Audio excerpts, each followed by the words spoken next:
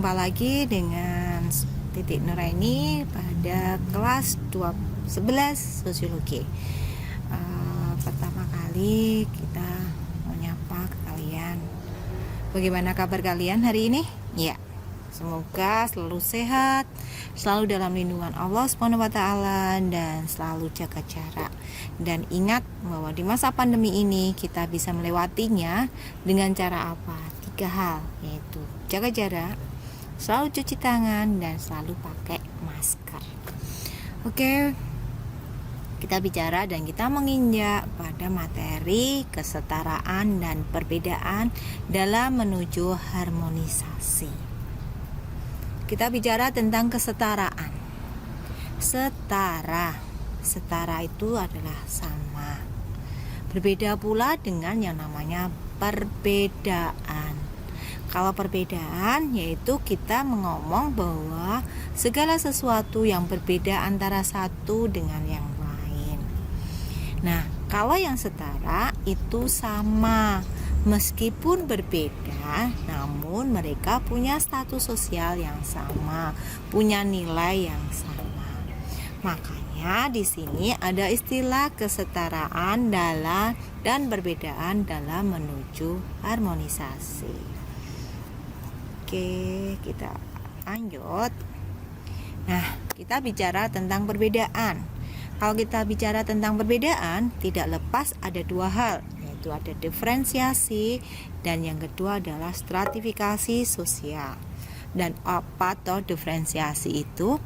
Diferensiasi adalah klasifikasi terhadap perbedaan-perbedaan atau penggolongan masyarakat secara horizontal. Jadi melihat seseorang itu adalah sama secara horizontal, adalah sama dengan kita. Jadi kita nggak pernah melihat atas maupun kita nggak pernah melihat ke bawah, tapi kita melihat sana, depan kita, samping kiri dan samping kanan. Kita nggak akan peduli dengan yang ada di atas dan nggak ada yang peduli dengan yang ada di bawah. Nah, itu namanya diferensiasi, atau diomongin diferensiasi itu adalah segala sesuatu yang kita lihat adalah skala yang sama. Nah, berbeda dengan diferensiasi, kita bicara tentang stratifikasi sosial. Kalau kita bicara tentang stratifikasi sosial, yaitu klasifikasi terhadap perbedaan-perbedaan atau penggolongan masyarakat secara bertingkat, sehingga menyebabkan adanya sebuah kelas sosial. Jadi ada yang di atas dan ada yang di bawah. Nah, semua hal ini ada dalam masyarakat. 2 hal ini ada dalam masyarakat. Namun 2 hal ini bisa menyebabkan sebuah harmonisasi maupun disharmonisasi. Lalu seperti apa sih yang bisa menyebabkan harmonisasi dan yang menyebabkan tidak harmonisasi itu? Oke. Kalau kita bicara tentang diferensiasi, itu kita bicara bahwa yang namanya ras, agama, suku bangsa, mata pencarian, dan jenis kelamin itu semua sama. Sementara yang namanya stratifikasi itu ada kekayaan, ada pendidikan, kekuasaan, ada kehormatan, dan ada keturunan. Kita bicara tentang, untuk pertama kali ini kita akan bicara tentang diferensiasi. Lalu apa toh diferensiasi itu? Tadi sudah dijelaskan ya, namanya diferensiasi adalah perbedaan karena ada status sosial yang sama. Ras dan suku bangsa di dunia itu macamnya banyak banget. Menurut Kunchoro-Ningrat dan C. Gluckman, dia menyebutkan bahwa di dunia ini bahwa yang namanya suku, bangsa, dan ras itu hampir puluhan ribu suku. Di Indonesia saja ada 3.000 sekian untuk suku bangsanya. Sementara kalau kita bicara tentang ras itu ada 5. Ada Mongolit, ada Negroid, kemudian ada Melanosoid, ada Australosoid, dan ada ras-ras yang lain. Tapi ras-ras mereka itu sama, punya ciri khas sama. Negroid misal, kemudian dibanding dengan Melanosoid. dibandingin lagi dengan Australozoid, dibandingin lagi dengan ras lain, misalkan Bushman. Nah, dari 4 hal ini kita bisa bedain, ada punya ciri khas masing-masing, namun mereka punya sama di depan masyarakat, mereka sama di dalam masyarakat. Kemudian yang selanjutnya adalah 3, yang ketiga adalah jenis kelamin, laki-laki dan perempuan. Di depan Tuhan, di depan Allah, semua sama. Yang membedakan hanya satu, yaitu tingkat ketakwaannya. Nah, beda lagi dengan yang keempat, yaitu mata pencaharian. Kita bicara tentang mata pencaharian guru, dokter, perawat, maupun tukang becak. Semua sama, semua mendapatkan uang yang halal. Cuma karena profesionalitas masing-masing inilah yang membuat kita itu punya nilai yang berbeda. Jadi yang dilihat itu adalah profesionalitasnya di sini, bukan jenis pekerjaannya. Namun di negara-negara berkembang, profesionalitas gak dilihat, tapi yang dilihat adalah jenis mata pencarian. Dikatakan jenis mata pencarian itu kenapa? Karena jenis mata pencarian yang dia itu lebih banyak di tempat yang bersih, dianggap dia punya nilai yang lebih. Itulah. Kemudian yang keempat adalah agama. Di Indonesia agama kita itu ada 6. Ada Islam, Kristen, Katolik, Buddha, Hindu, dan yang satunya adalah Konghucu. Mereka punya kelebihan masing-masing, dan kita harus saling menghargai yang akan memunculkan yang namanya toleransi. Kemudian setelah kita selesai untuk diferensiasi, kita mengalih ke stratifikasi sosial. Di stratifikasi sosial itu adalah sebuah perbedaan karena kita ada yang di atas dan ada yang di bawah. Kenapa kita itu ada di atas? Karena kekayaan. Yang pertama bilang ada si kaya dan ada yang si miskin. Nah, kata kaya berarti uang lah yang pertama kali yang dianggap punya kuasa. Nah, dengan uang yang punya kuasa bisa mengatur orang, maka kekuasaan yang bisa orang yang mengatur itulah yang punya nilai lebih. Jadi ada kalanya antara kekuasaan dan kekayaan itu saling berhubungan. Ada kekayaan untuk mendapatkan kekuasaan, ada pula kekuasaan untuk mendapatkan kekayaan. Tapi kedua hal ini, kekayaan dan kekuasaan, akan memunculkan yang namanya kehormatan.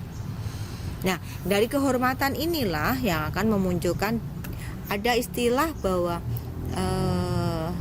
di masyarakat Jawa kalau kamu akan menikah ada istilah bibit, bebet, dan bobot. Nah, salah satunya adalah bibit. Jadi kamu keturunan siapa? Keturunan orang yang berbobot, punya kehormatan, punya kekayaan, maka kamu diperbolehkan. Nah, jadi kehormatan, 3 hal ini yaitu kekayaan, kekuasaan, dan kehormatan, inilah yang memunculkan sebuah keturunan itu punya martabat yang lebih tinggi. Nah, sementara ada di sisi lain itu kita bisa dari pendidikan kita, semakin kita berpendidikan lebih tinggi, semakin kita berpendidikan SS yang lain, maka kita juga punya kedudukan yang lebih tinggi. Oke. Itu saja dari stratifikasi sosial. Ya, lanjut. Lalu di stratifikasi sosial itu sendiri, kita bicara di stratifikasi sosial itu macamnya banyak banget. Ada stratifikasi sosial tertutup. Artinya apa? Artinya adalah tipe kasta. Tipe kasta adalah stratifikasi yang hanya orang itu dengan ya dari lahir sampai dia meninggal, ya dia di situ terus. Itu namanya stratifikasi tertutup. Nah, di stratifikasi tertutup inilah yang membuat orang tidak bisa naik pun turun. Ya karena dia kelahiran dari orang yang biasa, maka dia biasa juga. Ini adalah sistem kasta.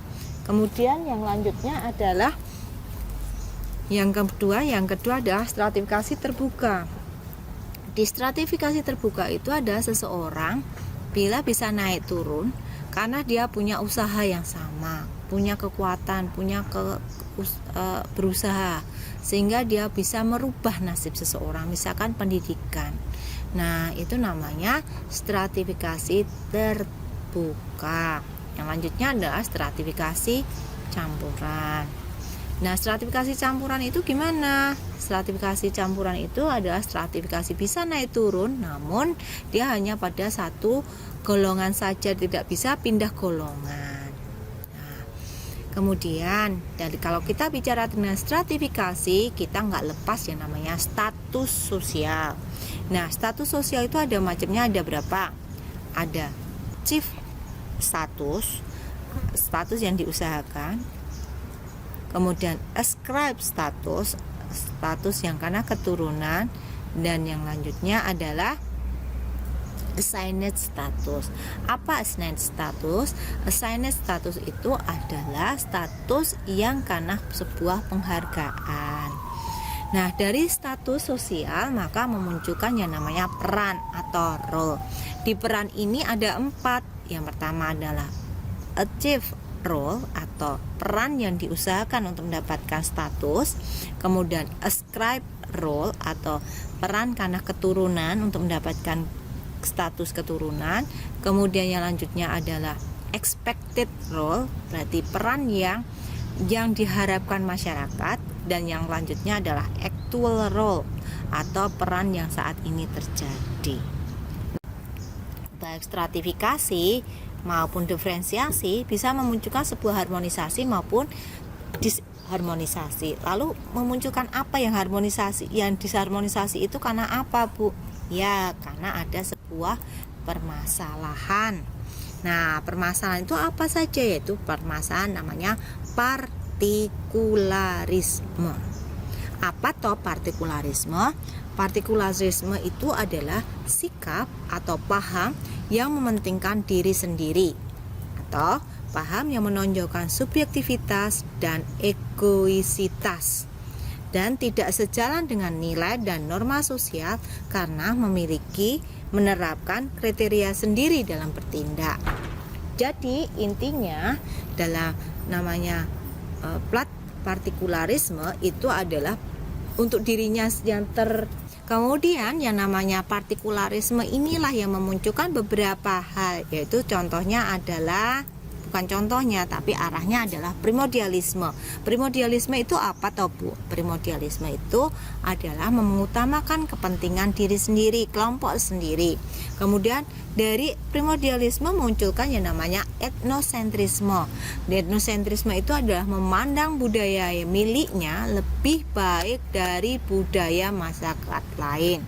Kemudian yang ketiga, chauvinisme atau mengagung-agungkan bangsa negara sendiri dan memandang rendah bangsa atau negara lain. Intinya dari primordialisme akan memunculkan etnosentrisme, dari etnosentrisme memunculkan chauvinisme. Tapi ada lagi yang kedua, bukan primordialisme, tapi nepotisme. Nepotisme itu adalah kita mementingkan keluarga kita, paham yang mengutamakan keluarga kita.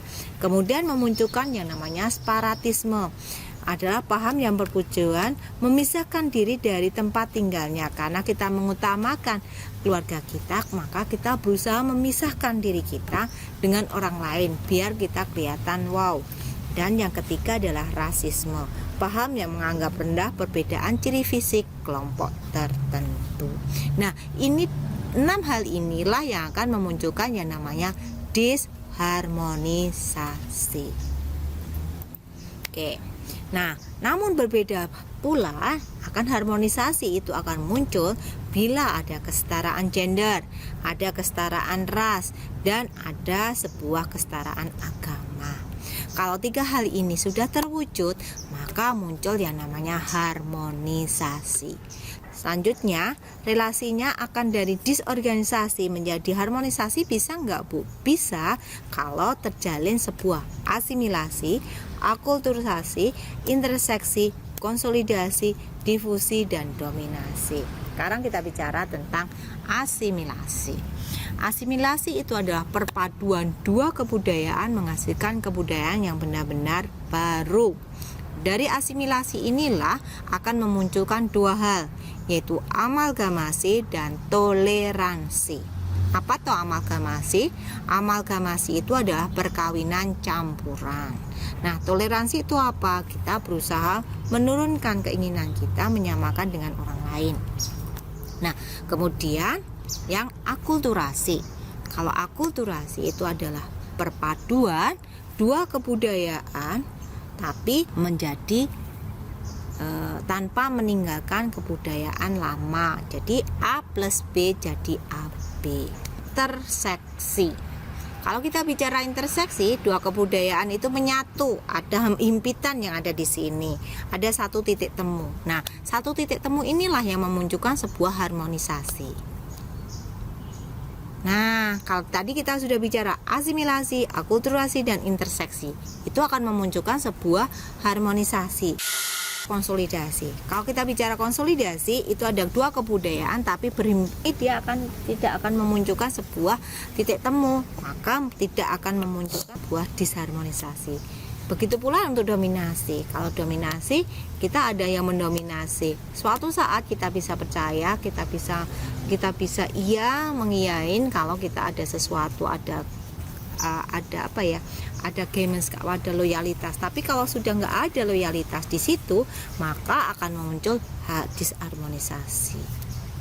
Oke, sementara apa toh difusi itu, Bu? Kalau difusi itu adalah penyebaran kebudayaan. Penyebaran unsur-unsur budaya. Nah, di penyebaran unsur-unsur budaya itu, difusi itu macamnya banyak banget. Ada 3. Ada penetrasi pasifik, penetrasi violence, dan simbiotik. Penetrasi pasifik itu adalah penyebaran unsur budaya dengan cara damai. Sementara kalau penetrasi violent itu adalah penyebaran unsur-unsur budaya secara kekerasan. Nah, yang ketiga adalah simbiotik. Kalau simbiotik ini antara dua kebudayaan kemudian saling menyatu, kemudian jadi satu. Nah, inilah yang namanya simbiotik.